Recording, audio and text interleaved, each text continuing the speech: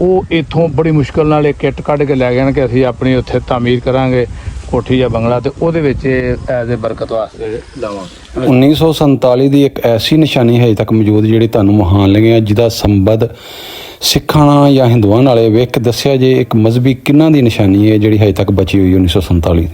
ਪਿੰਡ ਠੱਠਾ ਗੁਲਾਬ ਸਿੰਘ ਦਾ ਡਾਕਟਰ ਜਮਸ਼ੇਦ ਸਾਨੂੰ ਇੱਥੇ ਲੈ ਕੇ ਆਇਆ। ਉਹ ਦੱਸਦਾ ਪਿਆ ਕਿ ਸਿੱਖਾਂ ਦੀ ਹੈ ਜਾਂ ਹਿੰਦੂਆਂ ਦੀ ਮਜ਼ਹਬੀ ਕੋਈ ਜਗ੍ਹਾ ਜਿਹੜੀ 1947 ਦੇ ਹਜੇ ਤੱਕ ਬਚੀ ਹੋਈ ਹੈ। ਇਹ ਦਰਖਤ ਪਿੱਪਲ ਜਿਹੜਾ ਬਾਅਦ ਦਾ ਇਹ ਉੱਤੇ ਉੱਗ ਪਿਆ ਤੇ ਇਹਦੀ ਵਜ੍ਹਾ ਤੋਂ ਵਿੱਚ ਜਕੜੀ ਗਈ ਸਾਰਾ ਕੁਝ। ਤੇ ਵੇਖ ਕੇ ਦੱਸਿਆ ਜੇ ਕੀ ਇਹ ਪਿੰਡ ਸਾਰਾ ਜਿਹੜਾ ਸਿੱਖ ਸਰਦਾਰ ਤੇ ਹਿੰਦੂਆਂ ਦਾ ਸੀ। ਠੱਠਾ ਗੁਲਾਬ ਸਿੰਘ, ਗੁਜਰਾਂਵਾਲਾ ਜ਼ਿਲ੍ਹਾ। ਲੋ ਜੀ ਆ ਮਾਤਾ ਰਾਣੀ ਦੇ ਬੇਟਾ ਹਜੇ ਵਿੱਚ ਹੀ ਨੇ। ਤੇ ਇੱਥੇ ਕਹਿ ਰਹੇ ਕੋਈ ਭਾ ਜਿਹੜਾ ਆਪਣਾ ਜਮਸ਼ੇਦ ਕਹਿ ਰਿਹਾ ਕਿ ਇੱਥੇ ਜਿਹੜਾ ਦਰਵਾਜ਼ਾ ਸੀ ਔਰ ਇਸ ਦਰਵਾਜ਼ੇ ਦੇ ਇੰਨੀ ਉੱਚੀ ਸੀ, ਅਸੀਂ ਇੰਜ ਪੈਰ ਰੱਖ ਕੇ ਫਿਰ ਚੜ ਕੇ ਅੰਦਰ ਜਾਂਦੇ ਹੁੰਦੇ ਸੀ। ਤੇ ਇਹ ਮਿੱਟੀ ਪਈ ਹੈ ਕਿਉਂਕਿ ਨਾਲਾ ਡੇਕ ਵਗਦੀ ਹੈ ਨਾ, ਤੇ ਉਹਦੀ ਵਜ੍ਹਾ ਨਾਲ ਇੱਥੇ ਸਲਾਬ ਆਇਆ ਤੇ ਉਹਦੇ ਨਾਲ ਇਹ ਮਿੱਟੀ ਨਾਲ ਪੁਰ ਹੋ ਗਈ, ਇੱਥੋਂ ਤੱਕ ਮਿੱਟੀ ਪੈ ਗਈ ਛੱਤ ਤੱਕ। ਇਹ ਛੱਤ ਦੇ ਉੱਤੇ ਵੀ ਐਸਾ ਡਿੱਗਿਆ ਤੇ ਉਹਨੇ ਆਪਣਾ ਪੂਰਾ ਹੀ ਇਹਨੂੰ ਕਵਰ ਕਰ ਲਿਆ।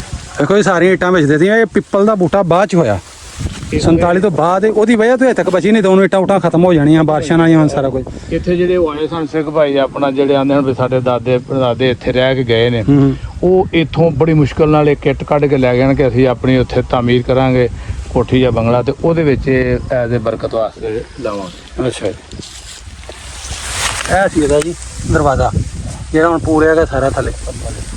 ਇੱਕ ਕੋਠਾ ਸੀ ਮਾਤਾ ਰਾਣੀ ਐਵੇਂ ਦੀ ਹੋਏਗੀ ਜ਼ਾਰੀ ਬਾਤ ਕੋਠੇ ਤਰ੍ਹਾਂ ਹੀ ਕੋਈ। ਇਹ ਇਸ ਤਰ੍ਹਾਂ ਨਹੀਂ ਸੀ।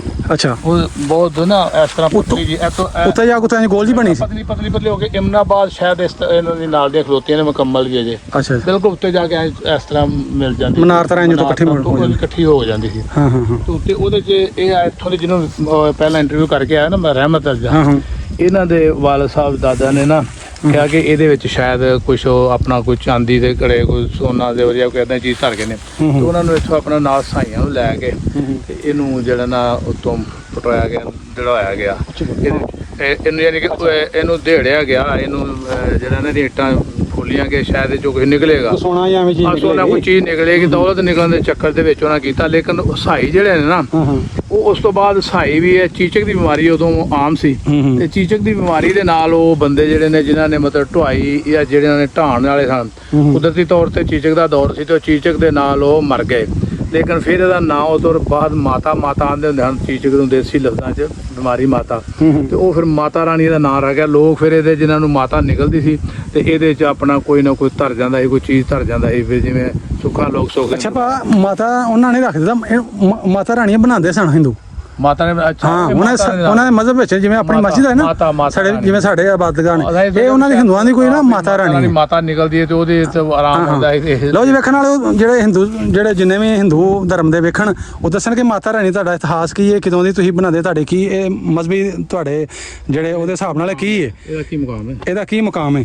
ਤੇ ਕਿਉਂਕਿ ਸਾਨੂੰ ਵੀ ਨਹੀਂ ਇੰਨਾ ਪਤਾ ਹੈਗਾ ਹਜੇ, ਅਸੀਂ ਇੰਟਰਵਿਊ ਵੀ ਖੁਦ ਕਰਨੇ, ਲੇਕਿਨ ਅਸੀਂ ਇਹਨਾਂ ਨਹੀਂ ਬਾਬੇ ਨੂੰ ਫਿਰ ਪੁੱਛਦੇ ਨਾ ਕਿ ਇਹਨਾਂ ਸਾਨੂੰ ਪਤਾ ਵੀ ਹਰ ਪਿੰਡ ਵਿੱਚ ਤਕਰੀਬਨ ਜਿੱਥੇ ਵੀ ਹਿੰਦੂ ਵੱਸਦੇ ਸਨ ਉੱਥੇ ਉਹਨਾਂ ਨੇ ਮਾਤਾ ਰਾਣੀਆਂ ਬਣਾਈਆਂ ਸਨ। ਜਿਵੇਂ ਸਾਡੀਆਂ ਮਸਜਿਦਾਂ ਹੁੰਦੀਆਂ, ਸਿੱਖ ਸਰਦਾਰ ਜਿਹੜੇ ਉਹਨਾਂ ਦੇ ਗੁਰਦੁਆਰੇ ਨੇ, ਈਸਾਈਆਂ ਦੇ ਚਰਚ ਨੇ, ਇੰਝ ਹੀ ਕੋਈ ਇਹਨਾਂ ਦੀ ਨਾ ਆਪਣੇ ਮਜ਼ਹਬ ਦੀ ਨਾ ਕੋਈ ਨਿਸ਼ਾਨੀ ਜਾਂ ਇਬਾਦਤਗਾਹ ਜਾਂ ਜੋ ਵੀ ਉਹ ਕਰਦੇ ਹੋਣਗੇ, ਕਿਉਂਕਿ ਅਕਸਰ ਪਿੰਡਾਂ ਵਿੱਚ ਹੀ ਹੈ। ਬਿਲਕੁਲ, ਹਾਂਜੀ।